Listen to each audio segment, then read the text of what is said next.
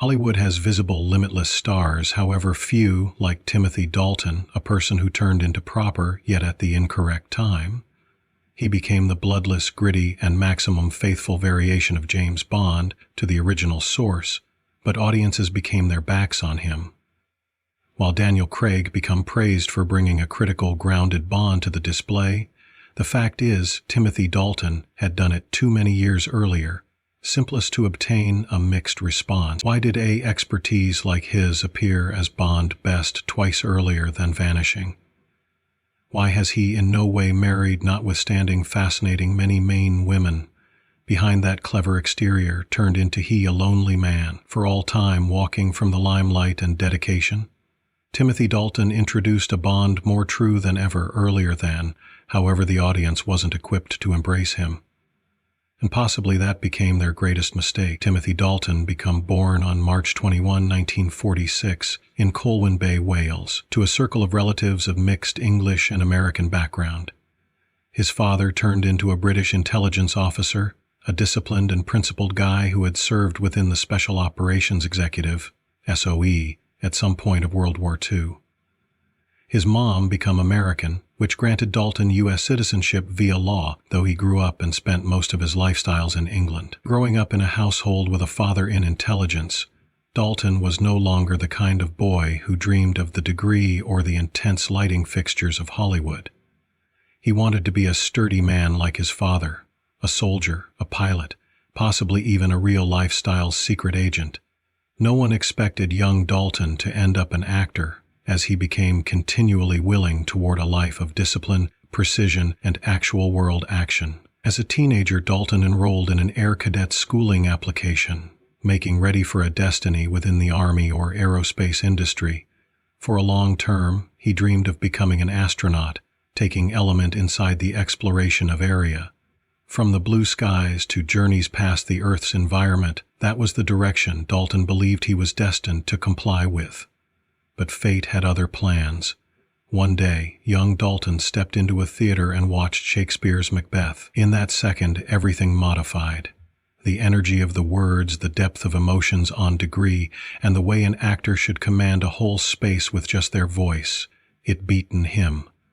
He turned into, drawn into, the world of Shakespeare, of drama, of memories far more than himself. In that single moment, his desires of being a pilot, a soldier, or an intelligence officer absolutely diminished.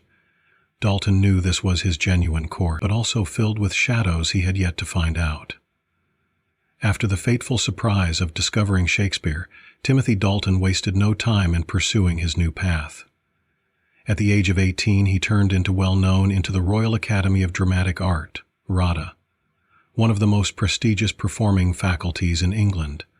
But in contrast to many other students, Dalton had no staying power for waiting around. He desired motion he wanted to carry out immediately. Before long, he made the ambitious selection to leave RADA without finishing his course. It might have been a risky pass, but for Dalton, it turned into a calculated step. He joined the National Theatre, where he turned into immersed in traditional performance, and honed his performing abilities on a number of the grandest degrees.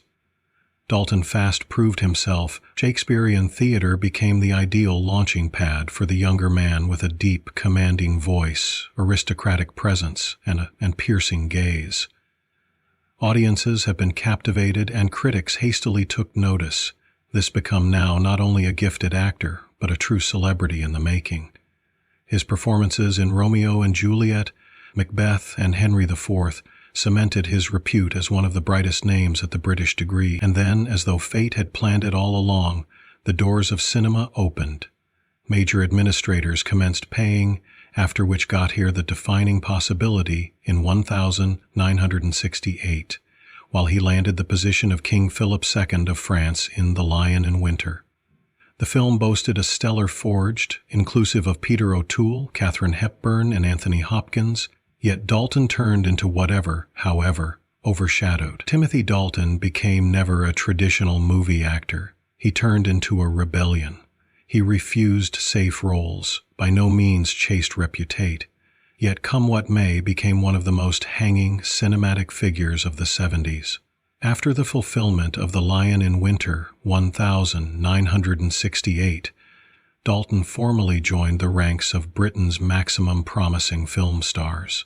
But to end up a legend, an actor should depart a unique mark, and Dalton selected a course not like any other. Ignoring commercial roles, he focused on films with deep mental layers, portraying complex, conflicted characters, roles that allowed him to completely utilize his piercing gaze and commanding voice. Cromwell, 1970, a historical drama about the English Civil War, wherein Dalton played Prince Rupert, a nobleman stuck inside the whirlwind of energy struggles. Mary Queen of Scots, 1971. He converted into Henry Darnley, the ill-fated husband of Queen Mary, a person who appeared charming on the surface, but harbored ambition and tragedy below. Wuthering Heights, 1970. This changed into a defining second. Dalton took at the function of Heathcliff, a tormented soul torn between love and vengeance. He did not simply play Heathcliff, he became Heathcliff. And from that factor on, audiences realized Timothy Dalton wasn't just some other actor, he changed into a true artist. Yet, no matter incomes and impressive reputation, Dalton nevertheless wanted a function that turned into magnetic, mysterious, dangerous, and passionately extreme. And then, in 1983, that moment arrived. Timothy Dalton took at the function of Edward Rochester in Jane Eyre, a romantic determined shrouded in darkness. His Rochester was now not a regular captivating gentleman. He became extreme, enigmatic, at times bloodless, but full of longing, and whilst he spoke, his deep, razor-sharp voice commanded every scene, drawing audiences into each phrase, every look. The movie was no longer simplest a fulfillment, however cemented Dalton as an eternal romantic icon on display. In 1986, Timothy Dalton stood at the stage of the Royal Theatre, acting alongside Vanessa Redgrave, a woman he had once loved deeply. This was in which he belonged, the global of Shakespeare, in which talk became a weapon and the level lighting fixtures meant the whole thing. But then, a smartphone name from Eon Productions modified his life forever. They desired him to emerge as James Bond, one of the most iconic roles in cinematic history, a big possibility, an unmissable turning point. Yet for Dalton, it additionally raised an unsettling query. Was this the finest lure Hollywood had ever set for him? The reality is, Dalton became no stranger to the call James Bond. He had been approached for the position as some distance returned as 1968, while Sean Connery first stepped away after You Only Live Twice. At the time, manufacturers believed a young skills like Dalton may want to carry on Connery's legacy, however he declined. The reason? He turned into only 22 years vintage. Dalton believed Bond had to be a person of experience. He could not be a younger boy in a tuxedo, awkwardly retaining a Walther PPK. The role ultimately went to George Lazenby, and each person knows how that grew to become a disaster. But the tale did not quit there.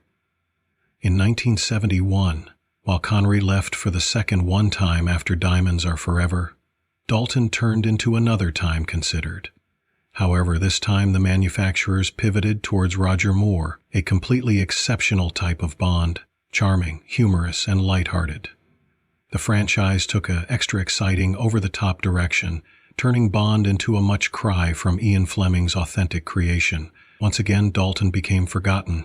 By 1981, Roger Moore was nearing 54 and thinking about stepping down. Dalton's name resurfaced yet again, but Moore decided to live on for a few extra years, filming For Your Eyes Only and Octopussy. Again, Dalton missed his second. Then, in 1985, A View to a Kill marked Moore's final look as Bond.